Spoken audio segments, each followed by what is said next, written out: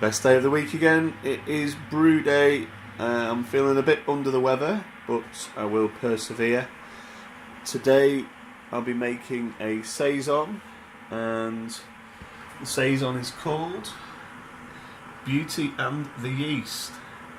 Here's the recipe. I'll be putting it in the description below, so you can, if you wish, recreate that. Let's pull out there. There we go. So I'm going to be using Pilsner Malt. It's the base of most Saisons. Nice, crisp, clean. I'll be doing a 75-minute mash to ensure I'll be getting the most conversion of sugars at 64 degrees. Just coming up to temp now, so I'll be mashing in with my trusty paddle up there.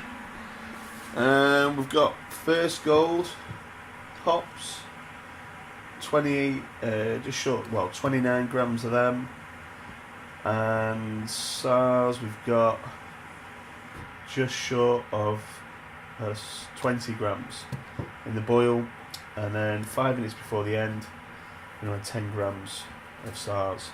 Yeah, this one. There we go.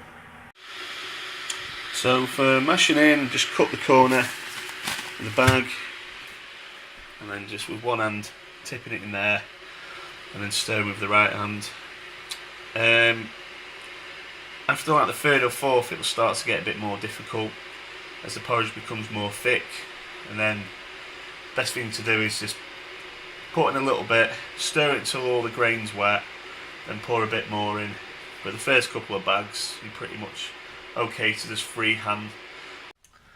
So after you've done your dough in, you mix all your grains, you put the top plate on, you remove the overflow pipe, and you attach this, which is, I don't know what it is, I can't even think, I'm not too well today, but basically water will fill up in there and overflow there if it needs to.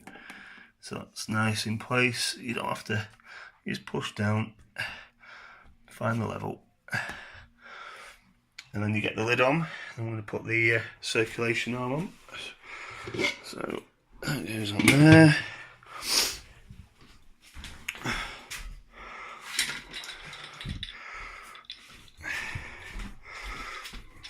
Plus the tube goes in there like that.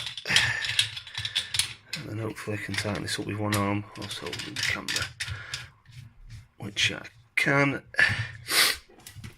And you want that in the down position, so that gives full flow. And what you do is just lift the lid, pump on, check there's no leaks, have a look down there.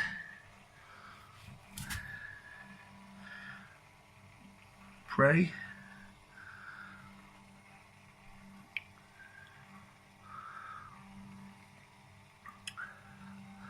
It's making all the sounds, but the water's yet to come out. There we go. We're away.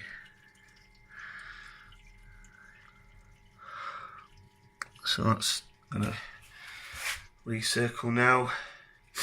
Set it to 64 degrees, 65, within a degree or so. Once that starts recirculating, then I'd expect that to go to the design mash temp of 64. 75 minutes, like I say, I'm going to set an alarm now on my phone, and we'll come back. So after about 3-4 minutes, it's settled down. And it's at the right mash temp, 64 degrees. Whilst that's mashing, I thought I'd just mention the yeast that we're using. Wyeast 3711, 22nd of March, super fresh. So I've smacked the pack. These are what it tells you need to do. Locate, give it a whack. Shake, gave it a good shake. Sorry about that noise in the background. 21 degrees for at least 3 hours. Well, the mash is 75, so that's an hour and 15.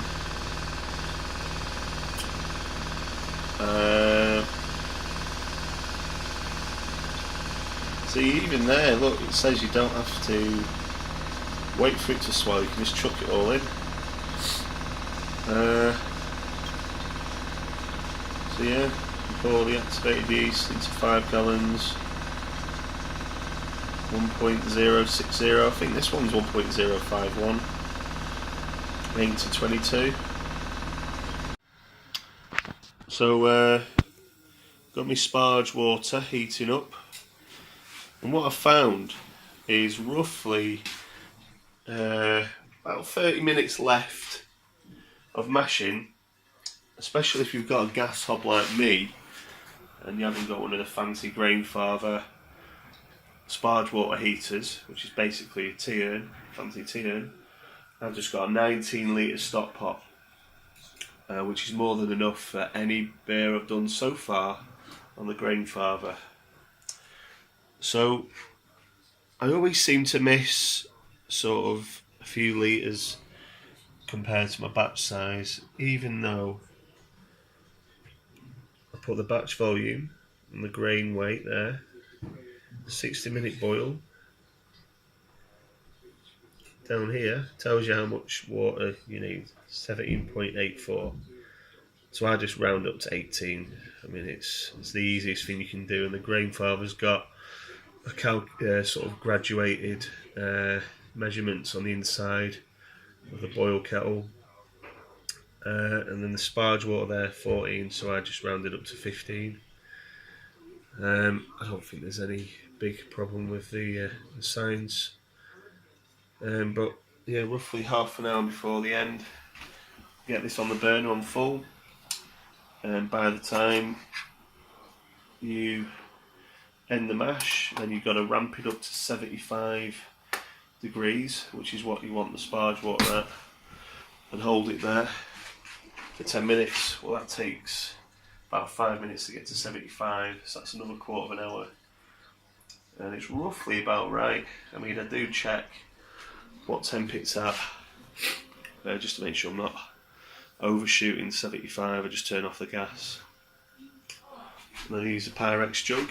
Just once I've lifted the grain basket out of there, turn the pump off and all that, I'll just use a Pyrex jug and slowly pour it over until the sparge is complete. Probably take around 20-30 minutes, depends on the grain bed and how much grain you've got and how compact it is. There's various factors. So I've lifted out the grain basket, and that's going to slowly drain down, find its level.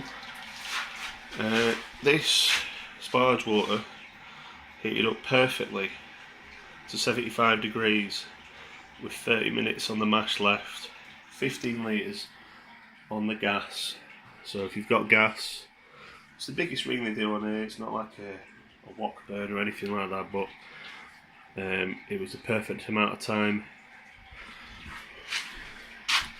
Now, this went from the mash temp at 64 to 75 in 3 minutes 30 seconds when that is in normal, and that is in mash, so worth just keeping that in mind. So once that's gone below the grain bed, once that water's gone beneath the top plate, sorry, I'm going to start to sparge.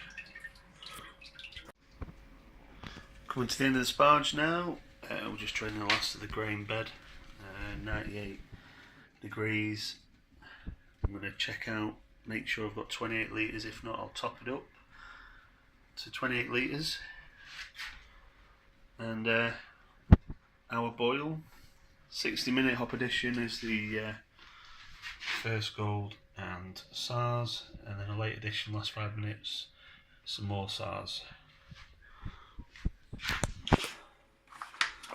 Little pack's getting bigger now, it's good. So when it's gone up to the boil, excuse my slippers, this is what you call hot break. And when it gets to the boil, I think there's an alarm on this one, and it'll flash HH, and you can just press set and it'll stop the alarm. So the best advice I can give you is just keep stirring the hot break until that dissipates, and once it dissipates then you can start the hour boil or whatever boil you want. It's not advised to add the hops before the hot break has dissipated. I can't tell you why, but I saw one of Grainfather videos and it recommends it. No doubt there'll be quite a few people out there who know the scientific reason why. It's a good idea to use this a long metal paddle like this. You can just scrape the bottom of the element. My advice is to keep right the best you can, so you avoid the pump knocking the pump off. You'll only do it once. So you just scrape the element, and it just makes sure you don't get any burnt bits on the bottom of your kettle, and it increases the efficiency of the actual heating element. There you go, HH. Just flip that.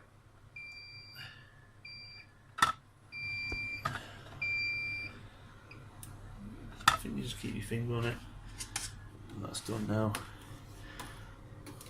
Like I said, let's get rid of that hot break and we'll start the boil. First slabs of hops will go in. Got a bit of catching up to do. So it finished boiling.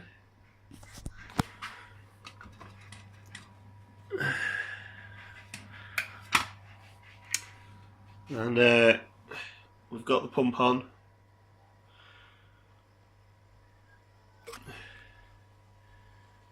Sterilising it. And now we're going to transfer it into our fermenter after we put cold water. Tap on. Awesome. So I'm transferring now using the pump. So literally I ran the hot water through there for 5 minutes, and then I turned the machine off, turn the cold tap on. It's a bit drippy, and in she goes. Temperature wise, I don't know if you can see that.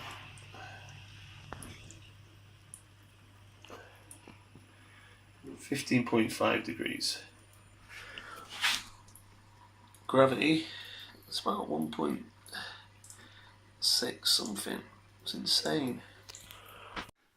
Here she is, Saison, water bath, immersion heater, about 22 degrees, done.